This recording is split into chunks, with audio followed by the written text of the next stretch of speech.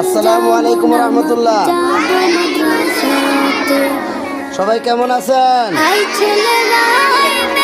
আলহামদুলিল্লাহ। আপনাদের মাদ্রাসার নাম কি? আপনারা কি পরীক্ষা দিতেছেন? বাংলা। এটা কি প্রথম সাময়িক না দ্বিতীয় সাময়িক না বার্ষিক? পরীক্ষা সবার কেমন হয়েছে? সবাই ভালো করে পড়তেছেন তো? আপনাদের বার্ষিক পরীক্ষার পরে মাদ্রাসা বন্ধ হবে, আবার নতুন বছর আসবে। সবাই কি ভালো আছেন তো? হুজুর কি আপনাদেরকে খালি মারে নাকি আদর করে, শাসন করে, সব বিষয়ে শিক্ষা দেয়? সবার বাপ মা ভালো আছে?